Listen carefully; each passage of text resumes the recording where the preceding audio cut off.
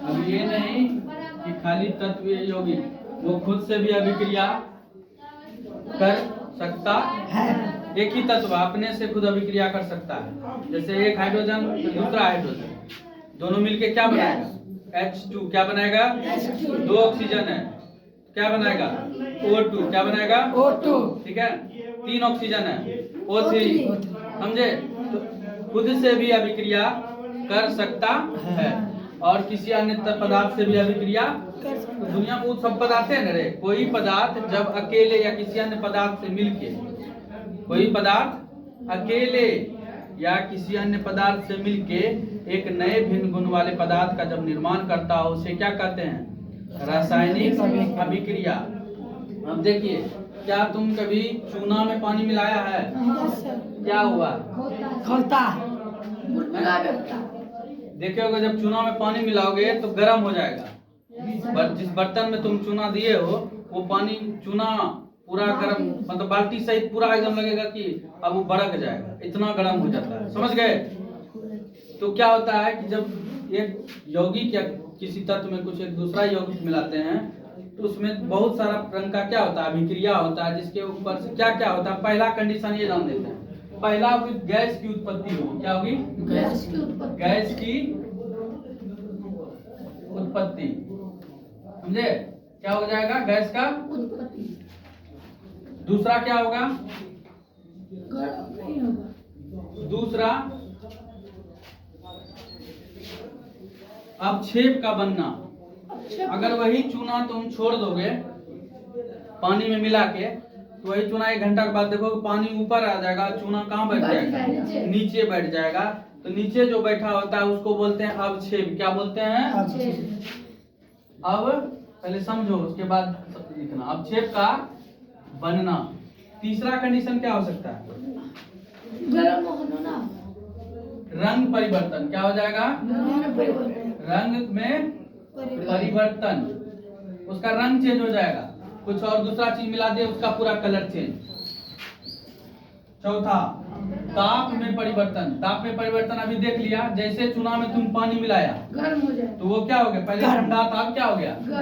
गर्म। पांचवा अवस्था में परिवर्तन। क्या हो जाएगा? अवस्था में परिवर्तन। अवस्था का मतलब जैसे वो ग्राइंड के नीचे बैठ जाए। पहले वो ठोस था, अब क्या हो गया? द्रव हो गया। हो सकता है कि ठोस में आकार में कुछ अलग था, या पहले द्रव था अब गैस हो गया, फिर गैस है तो फिर द्रव हो गया। तो उसके इतना कंडीशन होगा, जब किसी तत्व को किसी यौगिक या किसी भी मतलब कोई पदार्थ को जब किसी दूसरे पदार्थ में मिलाएंगे, इतना सारा कंडीशन होगा। उसमें गैस निकलेगा। सब नहीं हो सकता है, ये नहीं कि सब होगा, सब ना नहीं, किसी एक में या एक या दो कंडीशन देखने मिलेगा, लेकिन सब नहीं होगा।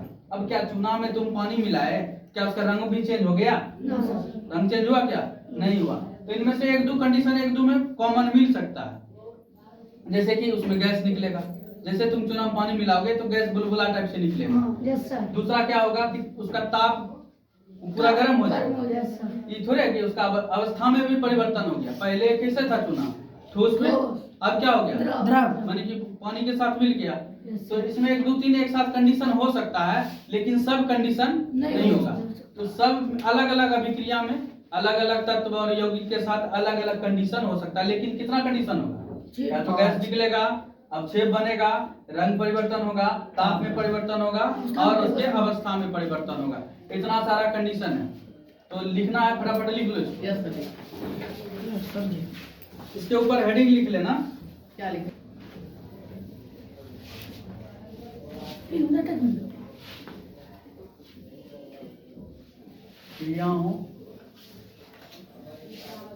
क्रियाओं की विशेषताएं।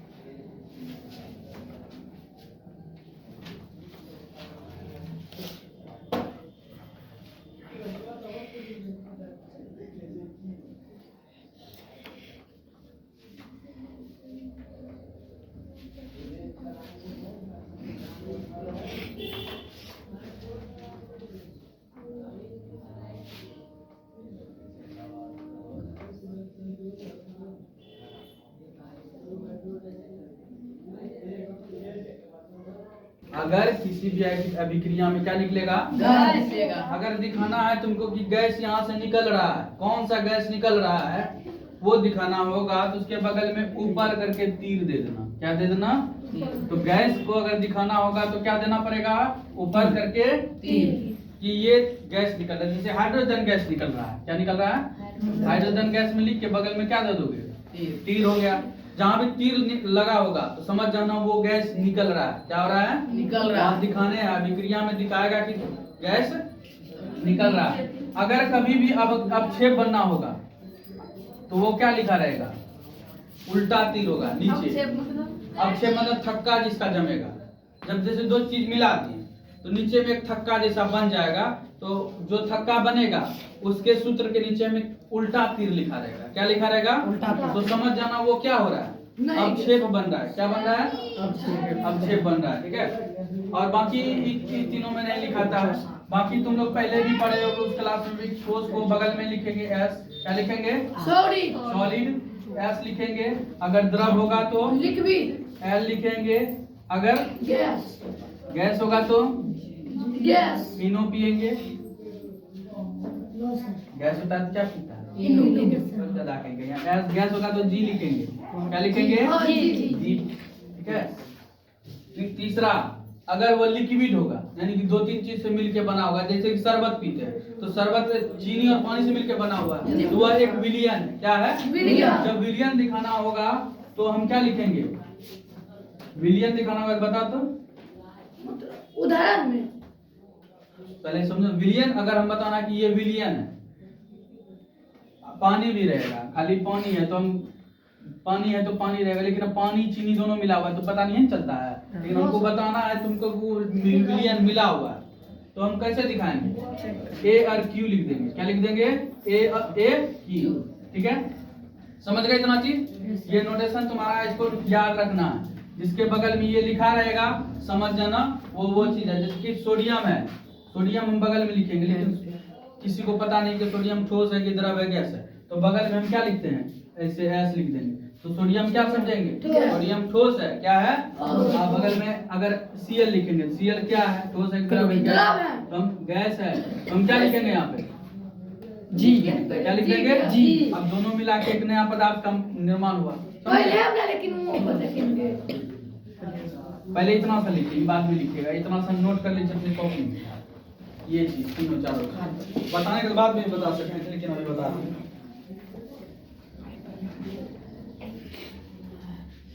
बताएंगे तो बगल से सब बतेंगे नहीं चल रहे।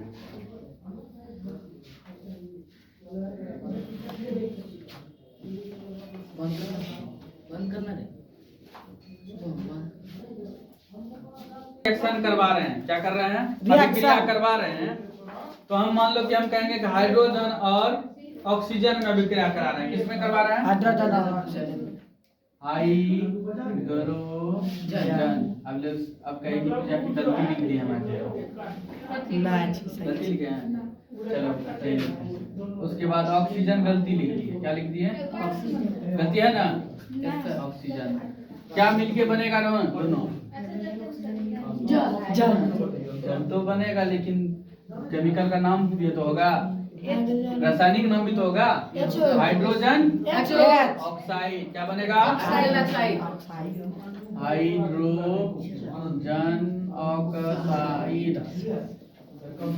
ठीक है, ये बना ना। अब देखो इतना सा लिखने में अभिक्रिया कराए हैं किसके साथ, हाइड्रोजन और ऑक्सीजन के साथ।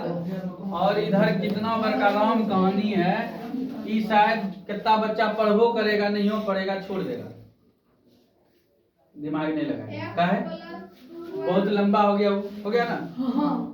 तो इसी के लिए साइंटिस्ट दिमाग लगाया कि इतना बड़का कौन लिखेगा। अंग्रेजी में लिखना होगा तो HYDROGN इतना लिखते रहेगा, कौन रिएक्शन कैसे करेगा, बहुत लंबा समय लग रहा था। क्या लग रहा था, तो साइंटिस्ट ने दिमाग लगाया क्या करना है, इसको शॉर्ट में लिख देते हैं।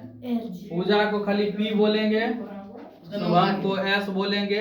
अब मान लो कहेगा कि 2 गो नाम है, 2 गो शुभम हो गया है ना, एगो को S बोल दिए, दूसरे में SH लगा दिए, तो उसके नाम में क्या हो गया, परिवर्तन हो गया। समझ गए, तो नाम जो रखा गया अधिकतर जो है लैटिन भाषा में नाम रखा गया है। किस भाषा में रखा गया है? जैसे कि नाइट्रोजन उसको सोडियम को क्या बोलते हैं? Na। सोडियम, लेकिन सोडियम हिंदी में पढ़ोगे तो सोडियम, क्या ये सोडियम एस से स्टार्ट होता है ना, लेकिन इसका नाम है Na। इसका ऐसे अंग्रेजी में क्या बोला जाता है? पहले उस 9th क्लास में लिखा था नाइट्रियम, क्या बोला जाता है? तो नाइट्रियम से इसका नाम क्या रख दिया गया? Na। क्या रख दिया गया? तो कहा कि जितना भी तत्व है उसको शॉर्ट नाम दे दिया गया, संकेत के रूप में लिख दीजिए। किस रूप में? संकेत के रूप में। उतना लंबा नहीं लिखना पड़ेगा। तो हाइड्रोजन को H लिख दीजिए, ऑक्सीजन को O लिख दीजिए, और इधर जो बनेगा H2O लिख दीजिए, इधर H2 दे दीजिए। इस तरह में आसानी होगा। भाई इसको 2 देंगे तो कहेगा क्या अच्छा लगता है देखने में, नहीं ना? तो साइंटिस्ट ने एक सिंपल निकाला समीकरण, क्या बनाया? समीकरण के रूप में लिखा गया। तो इसको अब है रासायनिक समीकरण। क्या है? अभिक्रिया तो कर रहा है, लेकिन अभिक्रिया को आसान रूप में व्यक्त करने के लिए किसका प्रयोग किया गया? संकेत का। किसका? संकेत। और फिर संकेत से क्या बन गया? समीकरण। क्या बन गया? समीकरण। समीकरण नहीं लिखते हो 2x + 3y बराबर कितना? 10, ये लिखते हो? ये एक समीकरण है। यहाँ भी तो वही चीज है नहीं? 2x + 3y = कितना? 10। नहीं, ये समीकरण के रूप में हुआ कि नहीं? तो जो समीकरण के रूप में किया गया तो क्या लिखेंगे? रासायनिक समीकरण। रासायनिक समीकरण। तो इसका परिभाषा क्या हो जाएगा? जल्दी बताओ। किसी भी अभिक्रिया का बोलो रे, किसी रासायनिक अभिक्रिया का किसी रासायनिक समीकरण में भाग लेने वाले प्रत्येक परमाणु के समान संतुलित रासायनिक समीकरण। रासायनिक समीकरण बोलना, तुम तो प्रत्येक परमाणु संख्या। किसी भी रासायनिक अभिक्रिया ना, किसी भी रासायनिक अभिक्रिया का सूत्रों एवं संकेतों की सहायता से उस अभिक्रिया का संक्षिप्त निरूपण क्या कहलाता है? रासायनिक समीकरण। तो क्या इसका हो जाएगा? किसी रासायनिक अभिक्रिया में क्रियाओं में भाग लेने वाले। कौन लेने वाले?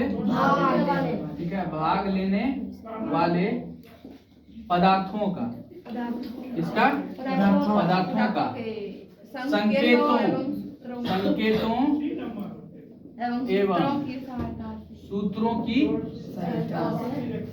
सहायता से उस अभिक्रिया का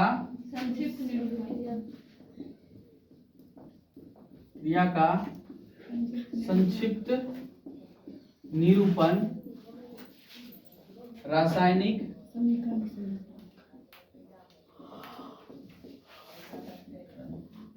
कहलाता। देख रहे हो?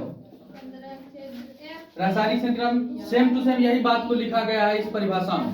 क्या लिखा गया है? किसी भी ये रासायनिक अभिक्रिया हो रहा है कि नहीं हो रहा है? यहाँ देखो, रासायनिक अभिक्रिया हो रहा है कि नहीं? H+Cl = HCl हो रहा है ना? तो इस रासायनिक में इसका ये हाइड्रोजन है,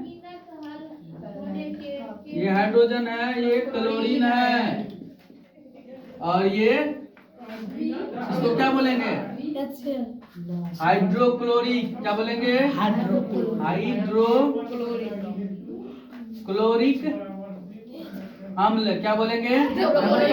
ठीक है, देखिए ये हाइड्रोजन है, ये क्लोरीन है। अगर इतना बड़का लिखते रहे तो पता चलेगा एक समस्या हो गया। पहला समस्या ये हो गया कि इतना बड़ा लिखने पड़ेगा, गलती हो गया लिखने में, है ना? दूसरा समस्या हो गया कि कॉपी का ज्यादा यूज हो रहा है, कागज का ज्यादा यूज हो रहा है। तो इसका शॉर्ट करने से क्या हुआ कि हमारा कागज का भी उपयोगिता कम हुआ, लिखने में भी आसान हुआ, गलती नहीं होगा।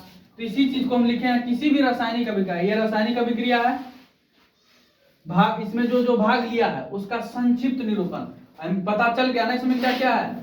हाइड्रोजन और क्लोरीन। हाइड्रोजन और क्लोरीन पता चल रहा है कि नहीं पता चल रहा है? यही पूरा पढ़ लिए। देखिए H4 हाइड्रोजन पता चल रहा है। इसका शॉर्टकट निरूपण, संक्षिप्त निरूपण क्या कहलाता है? रासायनिक समीकरण। अभिक्रिया तो पहले पढ़ा है, ये रासायनिक समीकरण है। ऐसा क्यों प्रयोग करना पड़ा, ऐसे क्यों बनाना पड़ा? Short code. हाँ, इसीलिए बनाना पड़ा ताकि हमको लिखने में आसान हो। अब इसका लिखेंगे, अभी नहीं लिखेंगे, आज नहीं, बस आज का क्लास इतने रहेगा।